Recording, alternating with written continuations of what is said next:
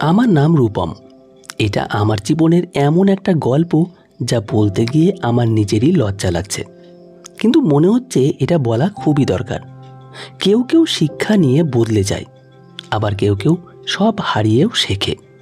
আমার জন্ম কলকাতার একটা ছোট্ট গলিতে হয়েছে, যে গলির প্রতিটা মানুষ একে অপরকে চিনত। আমি আমার মা বাবার একমাত্র সন্তান ছিলাম, তাই মা আমাকে সবসময় বুকে আগলে রাখতেন। আর আমার বাবা আমাদের দোকানের কোণে থাকা বিখ্যাত পান দোকানের মালিক। সারাদিন সেই দোকানে লোকেদের ভিড় লেগেই থাকত। আমি বেশি দূর অবধি পড়াশোনা করতে পারিনি। মাধ্যমিক পাশ করেই বাবার সঙ্গে দোকানে বসতে শুরু করি। বাবা বলতেন, বাবা এই দোকানটাই তোর ডিগ্রি, বাইরে থেকে লোকজন এসে আমাদের দোকানের পান খায়। এই কাজে যে সম্মান পাওয়া যায় তা অফিসের চাকরিতেও পাওয়া যায় না। মা সবসময় চিন্তায় থাকতেন এবং প্রায়ই বলতেন, রূপম, তুই আমাদের সব কিছু, তুই ছাড়া আমাদের আর কেউ নেই। একবার আমি জলে পড়লে মায়ের রাতের ঘুম উড়ে গিয়েছিল এবং সারা রাত আমার কপালে ঠান্ডা জলের পট্টি রেখেছিল। সকালে বাবা দোকানে যাওয়ার সময় আমার মাথায় হাত রেখে বললেন, আমার বাঘ, তাড়াতাড়ি ঠিক হয়ে যা, তোকে ছাড়া দোকানটা ফাঁকা ফাঁকা লাগে। তাদের এসব কথা শুনে আমার মনে হতো আমি খুব খুব স্পেশাল। এই অনুভবই হয়তো আমাকে বাইরের দুনিয়ার কষ্ট থেকে দূরে রাখত।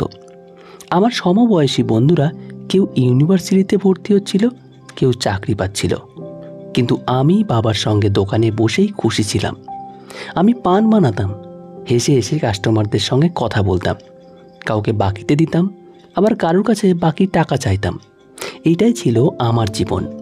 বাবা সব সময় আমাকে নিয়ে চিন্তিত থাকতেন, কেননা তিনি জানতেন এই দুনিয়াটা কত কঠিন। তিনি বারবার বলতেন, দোকানে মন দে, পাড়ার দুষ্টু ছেলেদের থেকে দূরে থাক, ওদের সঙ্গে ঘুরলে তুই নষ্ট হয়ে যাবি। আমি বাবার কথা মেনে চলতাম। যদিও পাড়ার কিছু ছেলের সঙ্গে আমার পরিচয় ছিল, কিন্তু আমি তাদের সঙ্গে খুব একটা মিশতাম না। আমার বেশিরভাগ সময় বাবার সঙ্গে দোকানে কিংবা মায়ের সঙ্গে বাড়িতেই কেটে যেত। সন্ধ্যাবেলা মা চার পেঁয়াজি বানাতেন, আর আমরা তিনজন মিলে বসে খেতাম আর টিভি দেখতাম। জীবন কখনো কখনো এতটাই শান্তিপূর্ণ লাগতো যে আমার ভয় হতো এই শান্তি কোথাও হারিয়ে না যায়। কেননা মা প্রায়ই বলতেন, হাসির পরে অনেক সময় দুঃখ আসে। তখন আমার জীবনে বড় কোনো ইচ্ছা ছিল না। আমি শুধু চাইতাম মা বাবা সুখে থাকুক, দোকান চলুক ভালো, আর জীবন শান্তিতে কাটুক। মাঝে মধ্যে মনে হতো হয়তো ভগবান আমাকে বিশেষ শান্তি দিয়েছিলেন, না কোনো বিপদ, না কোনো বড় দুঃখ। কিন্তু মানুষ ভুলে যায় আসল পরীক্ষা তো সেইটা যা নিঃশব্দে আসে। একদিন বাবা আমাকে ডেকে বললেন, রূপম, তোর জীবনে আর একটা দায়িত্ব আসা উচিত। আমি একটু চমকে উঠে বললাম, মানে কি? বাবা ধীরে ধীরে বিড়ি ধরিয়ে গভীর নিঃশ্বাস নিয়ে বললেন, আমি তোর বিয়ের কথা বলছি। আমি চুপ করে রইলাম, কেননা আমি কখনো বিয়ে নিয়ে ভাবিনি। আমার কাছে তো জীবন মানে সকালবেলা দোকান, দুপুরে খদ্দের, আর সন্ধ্যায় বাড়ি। আমি আস্তে করে তাকে বললাম, আমি এখনো প্রস্তুত নই বাবা। বাবা হেসে আমার দিকে তাকিয়ে বললেন, প্রস্তুত পরে হয়, আগে সম্পর্ক ঠিক হয়। আমার নীরবতা কি উনি সম্মতি ভেবে নিলেন? এবং কিছুদিন পর মা জানালেন যে আমার বিয়ে পুনমের সাথে ঠিক হয়ে গেছে। আমি পুনমকে চিনতাম, কিন্তু কোনোদিন ওকে খুব কাছ থেকে দেখিনি। পুনম সবসময় খুব শান্ত স্বভাবের মেয়ে। পাড়ার বিয়ে শাদিতে তাকে খুব কমই দেখা যেত। লোকেরা বলতো সে নাকি অনাথ মেয়ে। আমার মাসি তার উপর খুব দয়া করত। একদিন আমি মায়ের সঙ্গে মাসির বাড়ি গেলাম। একটা মেয়ে পাশ দিয়ে চলে গেল। আমি ধরে নিলাম ওটাই হয়তো পুনম। সে হয়তো রান্নাঘর থেকে বাসনপত্র নিয়ে যাচ্ছিল। আমরা ওর সঙ্গে দেখা করলাম। ওর মুখে এক অদ্ভুত রকমের গম্ভীরতা ছিল। মাসি মাকে বললেন, এই মেয়েটা এখন তোর দায়িত্ব। আমি যতটা পেরেছি করেছি, এখন তোরা ওকে তাড়াতাড়ি তোদের বাড়ির বউ করে নিয়ে যা। কয়েকদিন পরই সাদামাটাভাবে বিয়ে হয়ে গেল। পুনম যখন বউ হয়ে এলো, তখনও ওর মুখে এক অদ্ভুত শান্তি ছিল না, চোখে জল এসেছিল। হয়তো সেও নিজের ভাগ্যকে মেনে নিয়েছিল। বিয়ের পর সে আমাদের বাড়িতে এলে মা তাকে জড়িয়ে ধরে বললেন, মা, এখন থেকে এই বাড়িটা তোমার নিজের বাড়ি। পুনম হেসে বলল, হ্যাঁ মা, আমি বুঝি, শুরুর দিকে পুনম খুব বেশি কথা বলতো না। সে চুপচাপ নিজের কাজ করত, ঘর পরিষ্কার করত, রান্না করত। মা ওর ব্যবহার নিয়ে খুব গর্ববোধ করতেন। একদিন মা আমাকে দেখে বললেন, রূপম, এই মেয়েটা আমাদের জন্য আশীর্বাদ। দেখ বাড়িতে কি শান্তি নেমে এসেছে। সত্যিই পুনম আসার পর ঘরে যেন এক ধরনের স্থিরতা এসে গেছিল। এক সন্ধ্যায় বৃষ্টি হচ্ছিল। আমি বাড়ি ফিরতেই পুনম আমার দিকে তোয়ালা এগিয়ে দিয়ে বলল, তোমার মাথা ভিজে গেছে, মাথাটা মুছে নাও। আমি তোয়ালা দিয়ে মাথা মুছছিলাম। তখন সে বলল, বাবা বলছিলেন তুমি দুপুরে কিছু খাওনি, পরের বার এমন করো না। এটাই প্রথমবার সে আমার জন্য চিন্তা প্রকাশ করল। পুনমের একটা বিশেষ গুণ ছিল, সে কখনো কোনো কিছু নিয়ে অভিযোগ করত না। বাড়িতে কিছু কম থাকলে বা মা কখনো একটু কড়া কথা বললে সে চুপচাপ সহ্য করত। একবার মা বললেন, তরকারিতে নুন বেশি হয়েছে। সে মাথা নিচু করে বলল, মাফ করে দিন, পরের বার খেয়াল রাখব। মহল্লার মহিলারা যখন মায়ের সঙ্গে দেখা করতে আসতেন তখন তারা বলতেন, দিদি আপনি তো মেয়ের মতো বৌমা পেয়েছেন। মা খুশি হয়ে বলতেন, বৌমা না, মেয়েই পেয়েছি। পুনমের সেলাই করার খুব শখ ছিল, তাই সন্ধ্যাবেলায় সে পুরনো কাপড় বের করে কাঁথা সেলাই করত। বিয়ের মাত্র 2 মাস কেটেছিল, কিন্তু তার মধ্যেই পুনম এই ঘরের প্রতিটি দেওয়ালে নিজের উপস্থিতির ছাপ রেখে দিয়েছিল। মা অসুস্থ হলে তাকে ওষুধ দিত, বাবাকে ঠিক সময় খাবার দিত এবং আমার ছোট থেকে বড় সব কিছুর খেয়াল রাখত। বিয়ের পর 3 মাস কেটে গিয়েছিল। এক রাতে মা বললেন, রূপম তুই খুশি তো? আমি গভীর নিঃশ্বাস নিয়ে বললাম, মা, পুনমের জন্য এই বাড়িটা এখন সত্যিই একটা বাড়ির মতো। দোকানে রোজগার ভালোই হচ্ছিল, আর পুনমের কারণে মা বাবার মুখেও এক শান্তির ছাপ স্পষ্ট দেখা যেত। জীবন আপন গতিতে চলছিল। একদিন সকালে নাস্তার সময় মা বাবাকে বললেন, চলো আজ আমার বোনের বাড়িতে যাই। অনেক দিন হলো যাওয়া হয়নি। বাবা বললেন, ঠিক আছে। বাবা, রূপম তুমি আজকের দিনটা সামলে নিও, আমরা সন্ধ্যার আগেই ফিরে আসব। আমি মাথা নেড়ে সম্মতি দিলাম। তখন পুনম মাকে জিজ্ঞেস করল, আমি কি আপনাদের সঙ্গে যেতে পারি? মা বললেন, না মা, তুমি গেলে সংসার সামলাবে কে? দুপুর পর্যন্ত সব ঠিকই ছিল। আমি দোকানে বসেছিলাম, গ্রাহকরা আসছিল যাচ্ছিল। পুনম দুপুরের খাবার এনে দিল আর বলল, মা বাবাকে ফোন করে জেনে নিও তারা কখন ফিরবেন। আমি কল করলাম, কিন্তু ফোন লাগলো না। তাই ভাবলাম হয়তো রাস্তায় আছে, তাই সিগন্যাল পাচ্ছে না। সন্ধ্যা হয়ে গেল। পুনম একটু চিন্তিত হয়ে পড়ল এবং বলল, এখনও তো ফিরলেন না, ফোনও বন্ধ। কিছুক্ষণ পরে পাশের বাড়ির এক তরুণ হাঁপাতে হাঁপাতে দোকানে এসে বলল, রূপম দাদা তাড়াতাড়ি চলো, একটা অ্যাক্সিডেন্ট হয়েছে, সেখানে হয়তো তোমার বাবা মাও আছে। আমার হাত থেকে জলের বোতল পড়ে গেল, আর আমি কিছুক্ষণ পাথরের মতো দাঁড়িয়ে রইলাম। তারপর তাড়াতাড়ি বাইক বের করে পুনম বলল, আমাকেও সঙ্গে নিয়েই চলো। আমি তাকে সঙ্গে নিয়ে তাড়াতাড়ি করে হাসপাতালে পৌঁছালাম। ভীষণ ভিড়। এমার্জেন্সি ওয়ার্ডে জিজ্ঞেস করলে এক নার্স আমায় বললেন, আপনি আসুন। আমি ভেতরে গেলে আমার হাত কাঁপছিল, মাথা ঘুরছিল, আমি পড়ে যাচ্ছিলাম, কিন্তু পুনম আমাকে ধরে ফেলল। পরদিন পাড়ার লোকজন আমার কাঁধে হাত দিয়ে আমাকে সান্ত্বনা দিলেন, যদিও সে মুহূর্তে মা বাবা পৃথিবী ছেড়ে চলে যান। সেই মুহূর্ত থেকেই আমার ভেতরটা ভেঙে পড়েছে। পুনম একটুও ভেঙে পড়েনি, হয়তো সে নিজেকে শক্ত করে নিয়েছিল। সে শেষ বিদায়ের সমস্ত আয়োজন করছিল এবং একা হাতে সব কিছু সামলাচ্ছিল। 2 দিন পর একেবারে ফাঁকা, নিঃশব্দ, নিস্তেজ হয়ে আমি দোকানে বসেছিলাম। কেউ এলে শুধু মাথা নাড়তাম। পান বানানোর শক্তিও আমার ছিল না। সন্ধ্যায় পুনম একটা ব্যাগ নিয়ে এলো আর বলল, দোকানের জন্য পান আর সুপারি কিনে আনলাম। আমি দোকানের দিকে ফিরে তাকালামও না। সে কিছুক্ষণ চুপ করে দাঁড়িয়ে থেকে তারপরে বলল, রূপম, যা হারানোর ছিল তা তো আমরা হারিয়েছি, এখন যা বাকি আছে সেটাকে সামলানো আমাদের দায়িত্ব। পরের দিন সে আমার সঙ্গে দোকানে বসলো। এক ভদ্রলোক পান নিতে নিতে বললেন, বউ হোক বা মেয়ে, এমন সময় পাশে দাঁড়ানোটাই বড় ব্যাপার। রাতে আমি চুপচাপ ঘরে বসেছিলাম। সে জল নিয়ে এলে আমি জিজ্ঞাসা করলাম, তোমার কি দুঃখ হয়নি? সে কিছুক্ষণ চুপ করে রইল। তারপরে বলল, আমার খুব কষ্ট হয়েছে, কিন্তু আমি যদি ভেঙে পড়ি তাহলে তোমার খেয়াল রাখবে কে? আমি আশ্চর্য হয়ে ভাবতে লাগলাম, সে এসব পরিস্থিতি সামলাতে শিখল কিভাবে? আমিও তার মতো করে পরিস্থিতি সামলাতে শিখতে চাই। কঠিন সময়েও নিয়মকানুন মেনে চলা কতটা জরুরি সেটা আমি তার মধ্যে দেখতে পেলাম। একদিন আমি ঘুমোচ্ছিলাম, হঠাৎ ঘুম ভেঙে দেখি সে ঠাকুরের সামনে হাত জোর করে বসে আছে, হয়তো প্রার্থনা করছিল। কিন্তু আমি হালকা গলায় শুধু একটুকুই শুনতে পেলাম, ভগবান, রূপমকে শক্তি দিও। এরপর একদিন দোকানে আমার পাড়ার কয়েকজন ছেলে এলো, অজয়, কেশব, সমর, বিনোদ, যাদের সঙ্গে আমি ছোটবেলায় গলির ক্রিকেট খেলতাম। কিন্তু সময়ের সাথে সাথে আমি তাদের থেকে অনেক দূরে সরে গিয়েছিলাম। বাবা সব সময় বলতেন, রূপম, এদের থেকে দূরে থাকো, এরা তোমায় নষ্ট করে দেবে। এখন তারা আমার সামনে হাতে সিগারেট নিয়ে দাঁড়িয়ে চোখ টলমল করছে। আরে রূপম, কেমন আছিস? অনেকদিন ধরেই ভাবছিলাম তোর সঙ্গে দেখা করব, তাই আর চলে এলাম। আমি বললাম, এই তো কোনো রকম চলছে। কেশব আমার কাঁধে হাত রেখে বলল, ভালো করেছিস, কিন্তু একটু সময় বের করে রাখিস। চল, সন্ধ্যায় চা খেতে যাই। আমি না করলাম না, কেননা আমি হয়তো এই পরিবেশের থেকে একটু মুক্ত হতে চাইছিলাম। সন্ধ্যায় আমি দোকান বন্ধ করে তাদের সঙ্গে ছোট্ট হোটেলে গিয়ে বসলাম। সিগারেট, হাসি ঠাট্টা আর অপ্রয়োজনীয় গল্প চলতে লাগলো।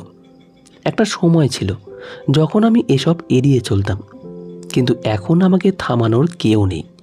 দুদিন পর কেশব আমাকে তার বাইকে তুলে একটা নতুন জায়গায় নিয়ে গেল। সেখানে আরও কিছু ছেলে ছিল, চারিদিকে ধোয়া আর ফিসফিস কথা।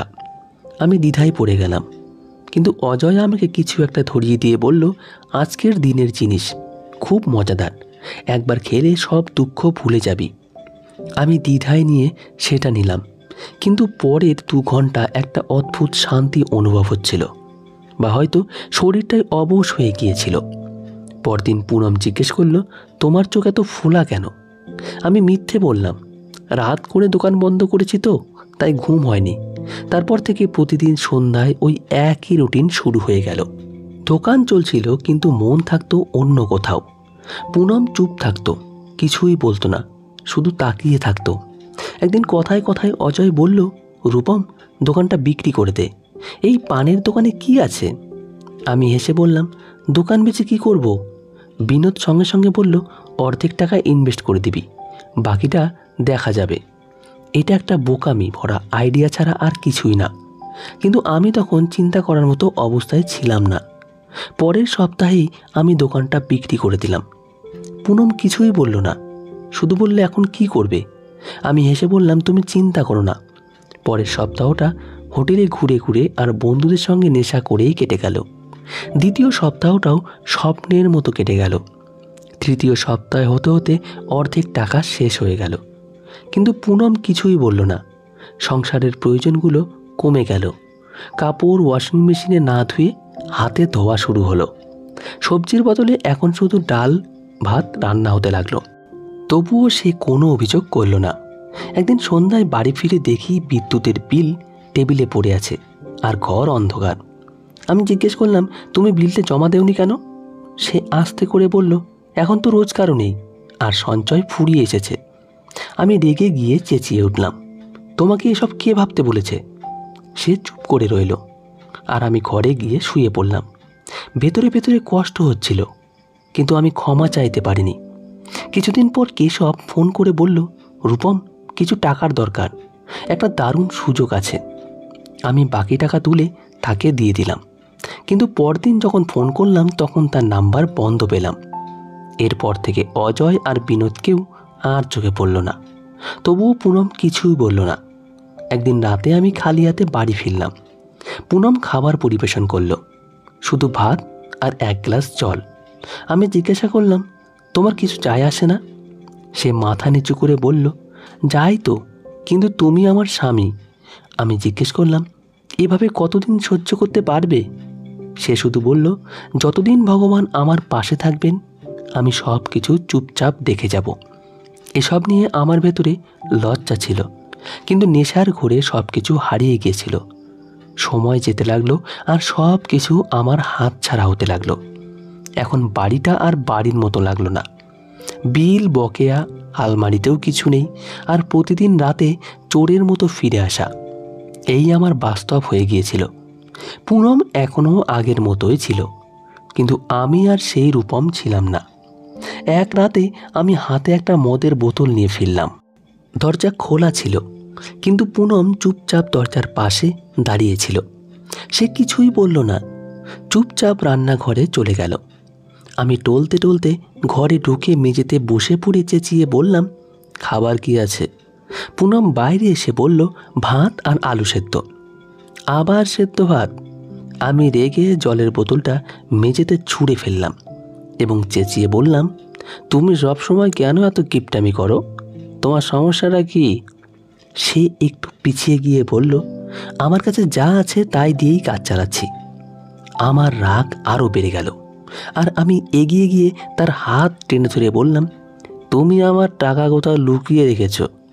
তুমি আমার সব কিছু নষ্ট করে দিয়েছ। সে নিজের হাত ছাড়ানোর চেষ্টা করল এবং বলল, আমাকে ছাড়ো, আমি কিছুই করিনি। আমি তার গালে একটা চড় মারলাম, আর সে নিঃশব্দে মেঝেতে বসে দুই হাতে নিজের মুখ ঢেকে নিল। কয়েক মুহূর্তে পরে আমি টালমাটাল হয়ে বিছানায় পড়ে গেলাম। সকালে ঘুম ভাঙতেই মাথা টনটন করছিল। আমি জল চাইলাম, কিন্তু কেউ উত্তর দিল না। পুনম রান্নাঘরে বাসন মেজে যাচ্ছিল।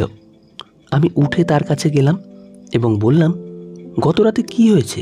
আমার মনে নেই, আমি নেশার ঘরে ছিলাম। সে হালকা স্বরে বলল, আমি জানি তুমি সচেতন ছিলে না, কিন্তু সেই হাতটা তো তোমারই ছিল, তাই না? আমি লজ্জায় মুখ নিচু করে বললাম, আমি কথা দিচ্ছি এমন আর হবে না। সে কিছু না বলে ঘুরে দাঁড়ালো এবং চা বানাতে লাগলো। পরের রাতেও একই ঘটনা ঘটল। আমি নেশাগ্রস্ত অবস্থায় ফিরলাম। পুনম দরজা খুলল, কিন্তু কিছুই বলল না। আমি ভিতরে ঢুকে দেখলাম টিভি চলছে। টিভিতে তখন একটা রোমান্টিক দৃশ্য চলছিল। আমি রাগে রিমোট ছুঁড়ে ফেলে চিৎকার করে বললাম, এইসব বোকা বোকা জিনিস দেখছো? লজ্জা করে না? পুনম কিছু না বলে ঘর ছেড়ে বেরিয়ে গেল, যেন সে বুঝে গেছে এই অবস্থায় কিছু বলার মানে হয় না।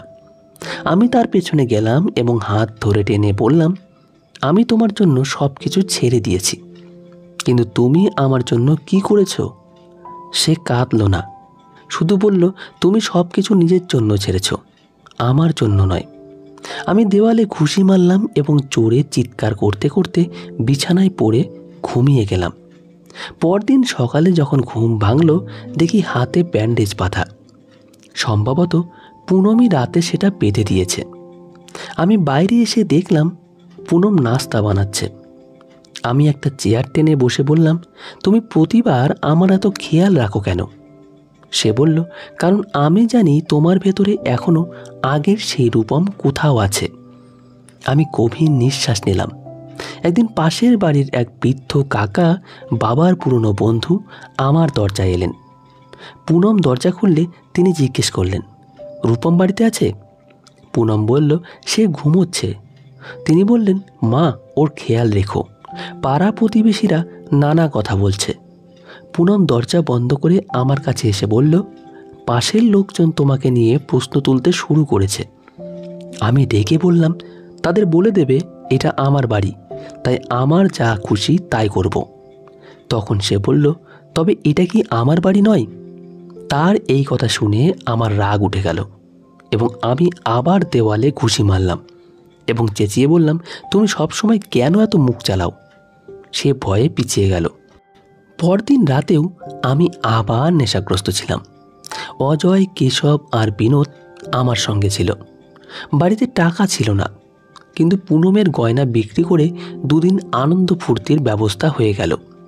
আজকে আমার ঘরেই আমরা নেশা করতে বসলাম। চার দেওয়ালের ভিতর তখন ধোয়া, হাসাহাসি আর গালাগালির দুর্গন্ধ ছড়িয়ে পড়েছিল। পাড়ার লোকেরা বোধহয় এখন আমাদের চিৎকার চেঁচামেচির সঙ্গে অভ্যস্ত হয়ে গেছে। অজয় হেসে বোতলটা টেবিলে রাখল আর বলল, রূপম, তুই তো দেখি খুবই রোমান্টিক টাইপের। তুই তো বলেছিলি যে তোর বউ খুব সুন্দরী রানীর মতো, তাহলে এখনও দেখা করলেন না কেন? কেশব এসে বলল, আরে রূপম, কোথাকার রাজকুমারী যে লুকিয়ে রেখেছিস নাকি আমাদের অন্ধকারে রেখে মজা নিচ্ছিস? বিনোদও খোঁচা মেরে বলল, ভগবানের কসম, যদি সে সত্যি সত্যি এতটা সুন্দরী হয় যেমনটা তুই বলিস, তাহলে আজ দেখা, তাহলে তো বিশ্বাস করব যে তুই সত্যিই রাজা। আমি বোতল থেকে আরেক চুমুক নিলাম এবং যেন জিভের ওপর নিয়ন্ত্রণ হারিয়ে ফেললাম এবং বললাম, তোরা আমাকে মিথ্যাবাদী ভাবিস? ও সত্যিই এতটা সুন্দরী যে দেখলে তোদের হুঁশ উড়ে যাবে। অজয় সিগারেট ধরিয়ে নিয়ে বলল, তাহলে নিয়ে আয়, মনটাও ভালো হয়ে যাবে রে ভাই। আমার মাথায় কিছুই আসছিল না, শুধু টলমল পায়ে উঠে দাঁড়ালাম আর টালমাটাল ভঙ্গিতে ঘরের দিকে এগিয়ে গেলাম। দরজা খুলতেই দেখি পুনম সাদামাটা কাপড় পরে বসে সেলাই করছে। আমি উচ্চস্বরে বললাম, বেরিয়ে আসো। সে চমকে উঠে বলল, এত রাতে কেন, কি হয়েছে? আমি বললাম, আমার বন্ধুরা তোমার সঙ্গে দেখা করতে চায়। ওরা তোমার রূপের গল্প শুনে এখন নিজের চোখে দেখতে চায়। সে দাঁড়িয়ে গেল, তার চোখে বিস্ময় আর ভয় মেশানো। এরপরে সে বলল, এটা কেমন কথা? তুমি কী সব বলছো? আমি বাইরে যাব না।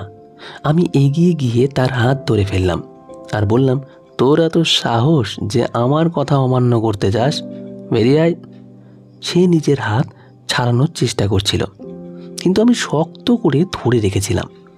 তার চোখে শুধু অনুনয় ছিল, কিন্তু আমি জোর করে তাকে টেনে সেই ঘরে নিয়ে গেলাম যেখানে আমার 3 বন্ধু মাতাল হয়ে বসেছিল। দরজা খুলতেই সকলের চোখ পুনমের দিকে চলে গেল, আর পুনম সঙ্গে সঙ্গে ওড়না দিয়ে নিজের মুখ ঢাকতে চাইল। অজয় তালি বাজিয়ে বলল, বাহ, কী জিনিস রে মায়েরি, একেবারে রাজকুমারী। কেশব রুক্ষ গলায় বলল, রূপম, তুই এতদিন ধরে এই ধন লুকিয়ে রাখলি কিভাবে? বিনোদ হেসে বলল, যদি এরকম বউ বাড়িতে থাকে তাহলে তার রোজ সময় মতো বাড়ি ফেরা উচিত। পুনম পিছিয়ে গেল আর আমি নিশ্চুপকর হয়ে দাঁড়িয়ে রইলাম, যেন কিছুই হয়নি, সব কিছু স্বাভাবিক। অজয় উঠে দাঁড়ালো এবং তার দিকে এগিয়ে গিয়ে বলল, অনেক শুনেছিলাম, আজ চোখে দেখে বিশ্বাস হলো। পুনম চিৎকার করে উঠল, রূপম, এসব কি হচ্ছে? আমি মুখ ফিরিয়ে নিলাম, যেন কিচ্ছু শুনিনি। বিনোদ এগিয়ে এসে বলল, আজ আমাদের এই সৌন্দর্যের কিছুটা ভাগ দে, আমরা তো তোর বন্ধু। কেশব হেসে বলল, রূপম, এটা তো তোর প্রতিদিনের অভ্যাস, আজ আমাদের পালা। পুনমের মুখের রং ফ্যাকাশে হয়ে গিয়েছিল, সে ওড়না শক্ত করে ধরে রেখেছিল। অজয় সামনে এগিয়ে এসে ওড়নাটা টানতে লাগলো। ঠিক সেই মুহূর্তে পুনম সমস্ত শক্তি দিয়ে অজয়ের গালে একটা চড় মারল। এতে এক মুহূর্তেই ঘরের পরিবেশ পাল্টে গেল। অজয় গর্জে উঠে বলল, এটা কি করলি তুই? অজয় চেঁচিয়ে বলল, এখন দেখবি আমরা তোর সঙ্গে কি করি। তারা 3 জন একসঙ্গে পুনমের ওপর ঝাঁপিয়ে পড়ল। আমি দরজার পাশে দাঁড়িয়েছিলাম, আমার শরীর অবশ হয়ে গিয়েছিল, জিভ যেন কাজ করছিল না। নেশা এতটাই বেড়ে গিয়েছিল যে ঠিক ভুলের বোধ হারিয়ে ফেলেছিলাম। আমার কানে শুধু একটাই আর্তনাদ করছিল যে, রূপম, আমাকে বাঁচাও, তোমার বন্ধুরা আমার সঙ্গে। আমি চোখ বন্ধ করে দেওয়ালে মাথা ঠেকিয়ে দিলাম, যেন আমি কিছুই শুনতে চাই না। কয়েক মুহূর্ত কেটে গেল, শব্দ কমে গেল, তারপর আর কিছুই মনে নেই। সকালের আলো জানলার ফাঁক দিয়ে ভিতরে আসছে। ঘরের ভেতরে রাতের ছড়িয়ে ছিটিয়ে থাকা দৃশ্য এখনও রয়ে গেছে। ফ্লোরে ভাঙা বোতল পড়ে আছে, চাদরের এক কোণা ছেঁড়া। চোখ মেলে চারপাশে তাকালাম, শরীর ভারী, মাথা ঝাপসা, সব যেন ধোঁয়ায় ঢাকা। কিছুক্ষণ পর চোখ পরিষ্কার হলে মস্তিষ্কের সব ছবি ফুটে উঠতে লাগলো। আমি দেখলাম ঘরের এক কোণে দেওয়ালে ঠেস দিয়ে পুনম বসে আছে, একদম চুপচাপ, একেবারে পাথরের মতো। আমি নিজেকে সামলে তার কাছে গেলাম। সে একটুও নড়ল না। তার চুল এলোমেলো, মুখে আঘাতের দাগ, ঠোঁটের কোণায় নীল ছোপ, হাতে নখের গভীর আঁচড়ের দাগ। আমি ধীরে করে বললাম, পুনম। সে খুব আস্তে আস্তে যেন শতাব্দীর ক্লান্তি নিয়ে চোখ তুলে আমার দিকে তাকালো, তারপর চোখ নিচু করে ফেলল। আমি হাত জোর করে বললাম, তুমি আমাকে যে শাস্তি দাও আমি মেনে নেব, প্লিজ আমাকে ক্ষমা করে দাও। সে আমার দিকে তাকিয়ে বলল, তোমার শাস্তি তুমি পেয়েছ, তুমি নিজেই তোমার শাস্তি হয়ে গেছ। আমি চুপ করে রইলাম। কয়েক মুহূর্ত পরে সে বলল, যদি সত্যিই ক্ষমা চাইতে চাও তাহলে আগে নিজেকে শুধরাও আর ভগবানের সামনে গিয়ে বসো, কারণ তুমি অপবিত্র, তোমার দেহ মন দুটোই অপবিত্র। এই কথাটা আমার বুকে ছুরির মতো বিঁধল, আর আমি একটু পিছিয়ে তারপর ধীরে ধীরে ওয়াশরুমের দিকে এগিয়ে গেলাম। নলটা চালু করে বারবার হাত আর মুখ ধুতে লাগলাম। আমার চোখ দিয়ে জল পড়ছিল। জল যেন আমার শরীরটাকে আর কান্না আমার আত্মাকে পরিষ্কার করছিল। তারপরে আমি আবার ঘরে ফিরে গেলাম, কিন্তু ঘরটা ফাঁকা। দেওয়ালের পাশে আর কেউ নেই, তার পড়ে থাকা ওড়নাটাও নেই। আমি তাড়াতাড়ি আলমারির দিকে গেলাম, সেখানে তার ব্যাগও নেই। বাথরুমের দরজা খুললাম, সেখানেও কেউ নেই। পুনম বলে ডাকতে ডাকতে আমি পুরো বাড়ি খুঁজলাম। তারপর দরজা খুলে বাইরে এসে গলিতে এদিক ওদিক তাকালাম, কিন্তু কেউ কোথাও নেই। পাশের এক বয়স্ক কাকিমা উঠানে ঝাড় দিচ্ছিলেন। তার কাছে জিজ্ঞেস করলাম, কাকিমা, আপনি কি আমার স্ত্রীকে কোথাও যেতে দেখেছেন? তিনি আমার দিকে তাকিয়ে ঝাড়ু থামিয়ে বললেন, ঘন্টা দুয়েক আগে তাকে বাজারের দিকে যেতে দেখেছিলাম। আমি ছুটে বাজারের দিকে গেলাম। সেখানে কাউকে না পেয়ে আমি মাসির বাড়িতে গেলাম। সেখানে গিয়ে দরজা ঠকঠক করতেই মাসিমার দরজা খুলে অবাক হয়ে আমার দিকে তাকালেন। আমি মাসিমাকে বললাম, পুনম এসেছে? মাসিমা বললেন, না তো, ও তো আসেনি। তখন আমি বললাম, ও কোথাও চলে গেছে। মাসিমা গভীর নিঃশ্বাস ফেলে বললেন, যদি সে চলে গিয়ে থাকে তাহলে আর ফিরে আসবে না। ও শান্ত স্বভাবের মেয়ে, কিন্তু আত্মসম্মানে অটল। আমি সারাদিন শহরের এপাশ ওপাশ খুঁজে বেড়ালাম, কিন্তু কোথাও পেলাম না, যেন সে মাটির মধ্যে মিশে গেছে। রাতে বাড়ি ফিরে ঘরে ঢুকে বিছানায় বসে রইলাম। বারবার দরজার দিকে তাকাতে লাগলাম, যেন সে যে কোনো মুহূর্তে এসে পড়বে। 3 দিন কেটে গেল। প্রতিদিন সেই একই খোঁজ, আর প্রতিদিনই খালি হাতে ফেরা। 4র্থ দিনে আমি ক্লান্ত হয়ে পড়লাম। এরপরে আমি আলমারি খুলে ওর ওড়নাটা বের করলাম, আর সেটা কোলের ওপর নিয়ে বসে রইলাম। তুমি ঠিকই বলেছিলে পুনম, আমি সত্যিই অপবিত্র, হয়তো এখনও আছি, কিন্তু তুমি পবিত্র ছিলে, আর পবিত্র কোনো কিছু অপবিত্র জায়গায় থাকে না। সেই দিন প্রথমবার আমি ঈশ্বরের সামনে হাত জোড় করলাম। না আমি ক্ষমা চাইনি, আর না তাকে ফিরে আসার প্রার্থনা করেছি। পরদিন আমি তার ছবি পকেটে নিয়ে শহরের সেই সব জায়গায় যেতে শুরু করলাম যেখানে ওর যাওয়ার সম্ভাবনা থাকতে পারে। সবার আগে হাসপাতালে গেলাম। সেখানে গিয়ে রিসেপশনে বসে থাকা ছেলেটিকে আমি ছবিটা দেখালাম। সে কাঁধ ঝাঁকিয়ে বলল, এখানে রোজ শত শত মানুষ আসে, তাই চিনে রাখা মুশকিল। তারপর আমি নারী আশ্রমে গেলাম।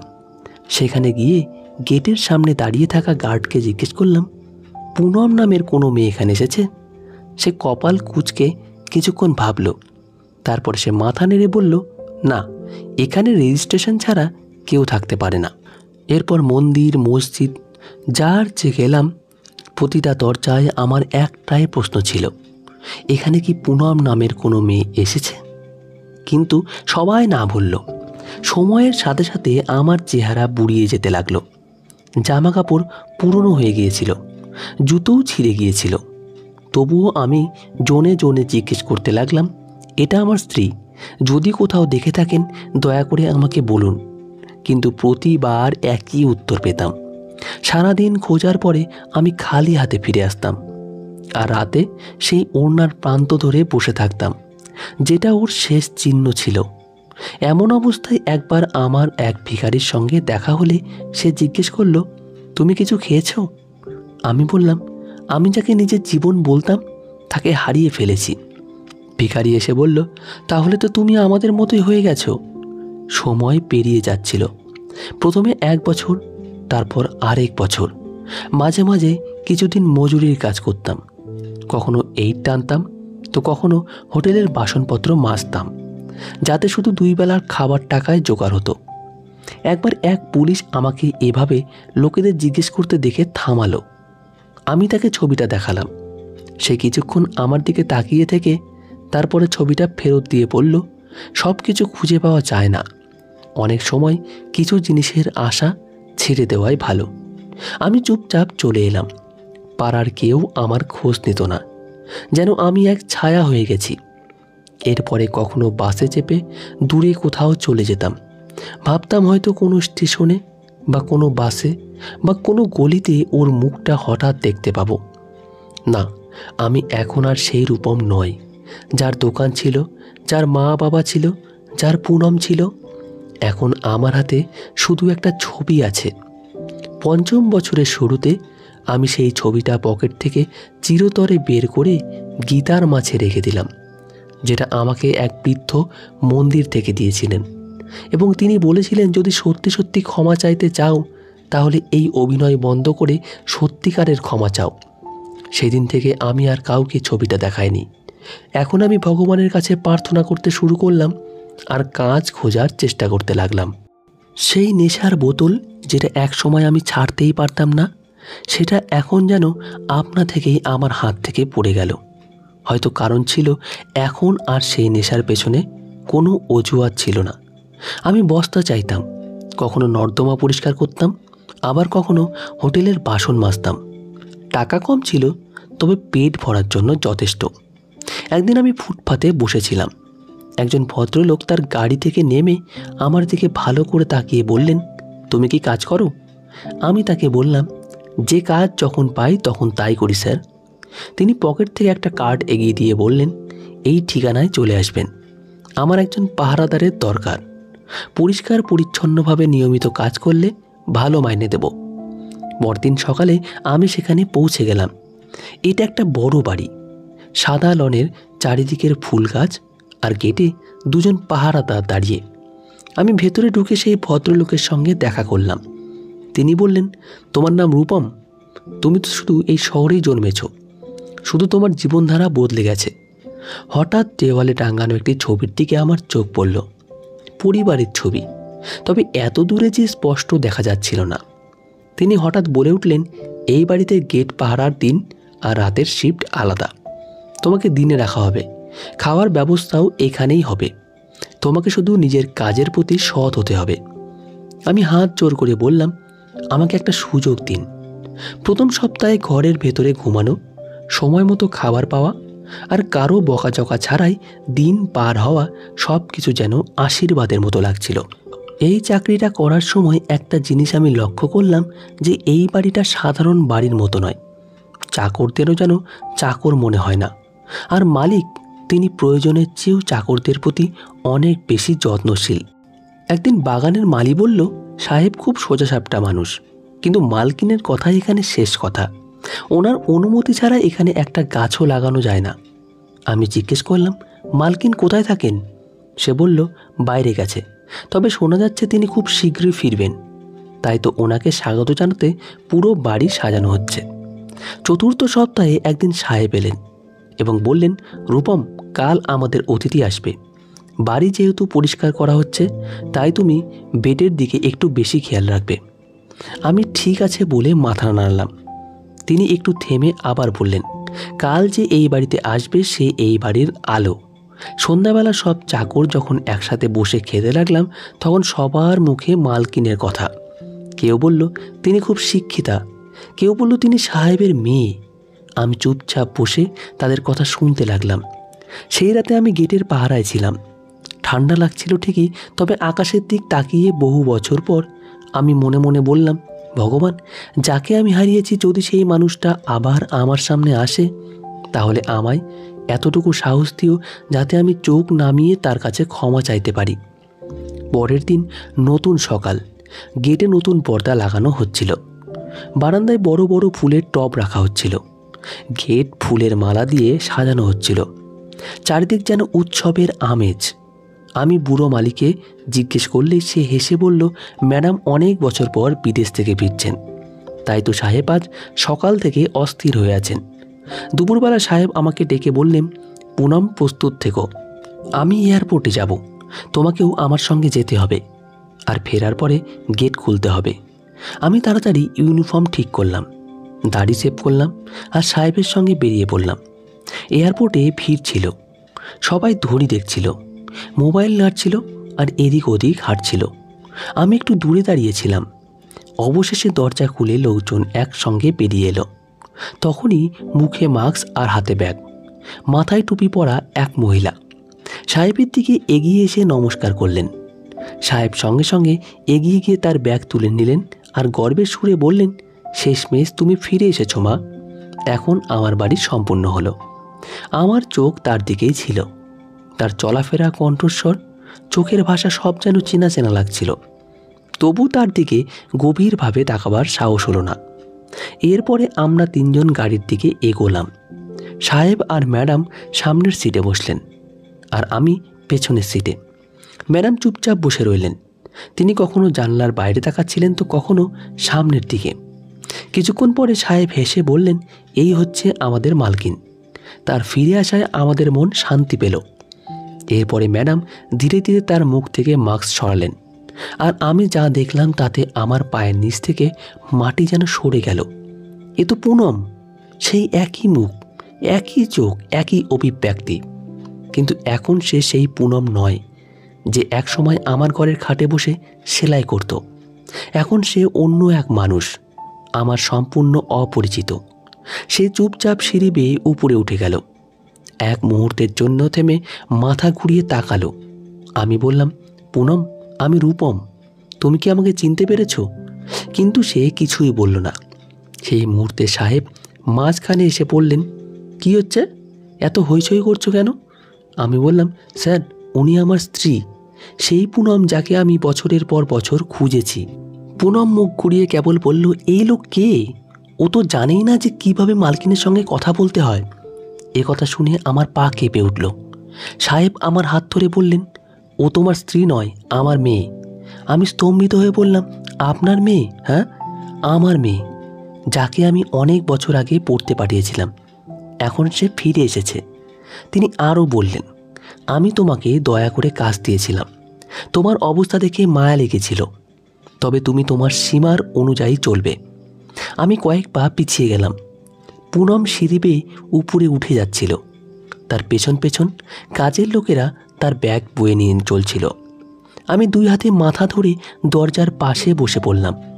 মনে মনে একটাই প্রশ্ন ঘুরপাক খাচ্ছিল যে এসব কিভাবে ঘটল। তবে একটা ব্যাপার পরিষ্কার যে সে বদলে গেছে, আর হয়তো আমি কখনোই আর তার জীবনের অংশ হব না। সেই দিনের পর আমাকে আর বাড়িতে ঢুকতে দেওয়া হলো না। আর তারপর মাত্র দুদিনের মধ্যেই আমাকে বিনা শব্দে, বিনা প্রশ্নে ছাঁটাই করে দেওয়া হলো। আর আমি আমার শেষ আশ্রয়টুকু হারালাম, যেটা হয়তো আমার জীবনের শেষ ভরসা ছিল। আমি সন্ধ্যা পর্যন্ত গেটের বাইরে বসে থাকলাম আর ভাবলাম, হয়তো সে বাইরে এসে আমাকে দেখবে আর হয়তো কিছু একটা ঘটবে। কিন্তু কিছুই ঘটল না। দরজা বন্ধই রইল। অবশেষে আমি উঠে পড়লাম আর আবার সেই পুরনো রাস্তা ধরে হাঁটতে শুরু করলাম, যে রাস্তায় আমি অনেক বছর আগে পা বাড়িয়েছিলাম। কিন্তু এবার হাতে আর কোনো ছবি ছিল না, মনে কোনো আশা ছিল না, শুধু হৃদয়ে একটা গভীর ক্লান্তি ছিল। তারপরে একদিন আমি গিয়ে এক মন্দিরের সামনে ঠিক সেই জায়গায় বসলাম যেখানে বসে ভিখারিদের দেখে মায়া লাগত। কিন্তু এখন আমি নিজেই তাদের একজন হয়ে গেছি।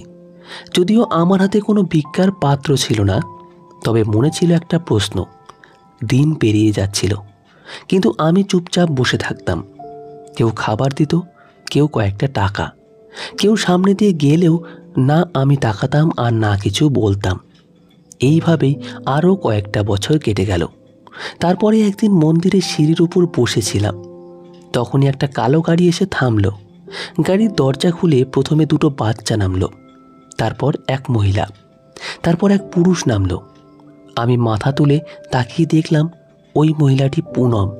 তার দুটি সন্তান, একটি ছেলে, একটি মেয়ে। আর এটা স্পষ্ট ছিল যে সেই পুরুষটি ছিল তার স্বামী।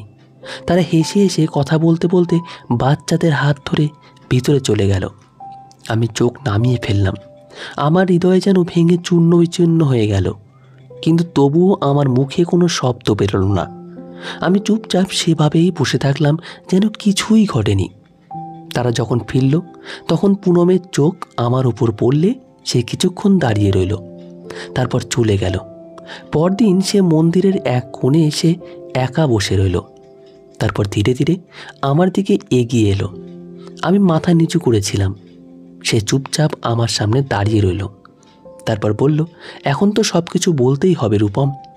আমি ধীরে মাথা তুললাম এবং আবার চোখ নামিয়ে বললাম, আমি জানি আমি ক্ষমাযোগ্য নই, তবুও যদি পারো। সে আমার পাশে বসে পড়ল এবং শান্তভাবে বলল, আমি তো তোমাকে অনেক আগেই ক্ষমা করে দিয়েছি, কারণ যদি আমি তোমাকে ক্ষমা না করতাম তাহলে হয়তো নিজেকেও ক্ষমা করতে পারতাম না। এরপর সে আরও বলল, কিন্তু এর মানে এই নয় যে সব কিছু আবার শুরু করা সম্ভব। আমি মাথা নাড়লাম। তখন সে বলল, আমি তোমাকে কখনো বলিনি, কিন্তু আমি অনাথ ছিলাম না। আমার মা আমার বাবাকে ডিভোর্স দিয়েছিলেন, তাই আমার বাবা বিদেশে চলে গিয়েছিলেন। পরে মায়ের মৃত্যু হলে আমি তোমার মাসির বাড়িতে থাকতে শুরু করি। যেদিন আমি তোমার বাড়ি চেয়েছিলাম সেদিন আমি সরাসরি বাবার কাছে গিয়েছিলাম। বাবা আমাকে বিদেশে পড়াতে পাঠাতেন। আমি সেখানে আইন পড়ি এবং বিচারক হই। এরপরে বাবা তার বন্ধুর ছেলের সাথে আমার বিবাহ দেন। আমি যখন তোমার সঙ্গে নতুন জীবন শুরু করেছিলাম তখন আমি সব কিছু ভুলে যেতে চেয়েছিলাম, কিন্তু তুমি তো আমার সম্মানকেও বিলিয়ে দিয়েছিলে। আমি মাথা নিচু করেই রইলাম, কেননা আমি নিজের হাতেই নিজেকে ধ্বংস করে ফেলেছিলাম। এরপরে আমি ধীরে ধীরে বললাম, এই জন্যেই তো আজ আর আমার সম্মান বলে কিছুই নেই। সে উঠে দাঁড়ালো আর নিজের পার্স থেকে একটা কাগজ বের করে আমার সামনে রেখে দিল। এটা ডিভোর্সের কাগজ, এখন তুমিও মুক্ত। আমি সেই কাগজটা হাতে নিয়ে বললাম, আমি তো সেই দিনই মুক্ত হয়ে গিয়েছিলাম যেদিন তুমি চলে গিয়েছিলে, কিন্তু আমি এই মুক্তির মধ্যেই বন্দী হয়ে আছি। সে হাঁটতে শুরু করলো আর একবারের জন্য পিছন ফিরে তাকালো না। তার স্বামী আর সন্তান বাইরে গাড়িতে বসে অপেক্ষা করছিল। সে গিয়ে তাদের সঙ্গে গাড়িতে বসলো আর চলে গেল। আমি তখনও মন্দিরের সেই সিঁড়ির ওপর বসে আছি। কাগজটা তখনও আমার হাতে। কিছুক্ষণ পর আমি সেটা ভাঁজ করে সেই গীতার মধ্যে রাখলাম, যেখানে একসময় ওর ছবি রাখা ছিল। আমি আজও সেই মন্দিরের সিঁড়িতে বসে থাকি। মাঝে মাঝে সে তার স্বামী আর সন্তানদের নিয়ে আসে, আর আমি মাথা নিচু করে নেই। আমার এই ভেবে ভালো লাগে যে সে ভালো আছে, সফল হয়েছে, আর তার জীবনে আমার কোনো দাগ রয়ে যায়নি। এখন আমি যা কিছু প্রার্থনা করি নিজের জন্য নয়, ওর জন্য করি। আমি আমার সম্মান নিজেই হারিয়েছি, আর তাই আজ এই জীবনের ধাক্কা খাচ্ছি। সম্মান, বিশ্বাস আর সম্পর্ক একবার হারিয়ে গেলে আর ফিরে আসে না। যদি সময় থাকতে আমরা আমাদের সঠিক সঙ্গীর সঠিক মূল্য না বুঝে, তাহলে জীবনও একদিন আমাদের অবমূল্যায়ন করে। তাই বন্ধুদের বলছি, অবশ্যই সময় থাকতে নিজের কাছের মানুষকে সম্মান করতে শিখুন। আজকের গল্পটি এখানেই শেষ করলাম। আশা করেছি গল্পটি তোমাদের খুব ভালো লেগেছে। যদি ভালো লেগে থাকে তাহলে কমেন্টে অবশ্যই তোমাদের মতামত জানাবে, আর চ্যানেলটি সাবস্ক্রাইব করে আমাদের পাশে থাকবে। ধন্যবাদ সবাইকে। ভালো থাকবে, সুস্থ থাকবে। দেখা হবে পরবর্তী কোনো ভিডিওতে।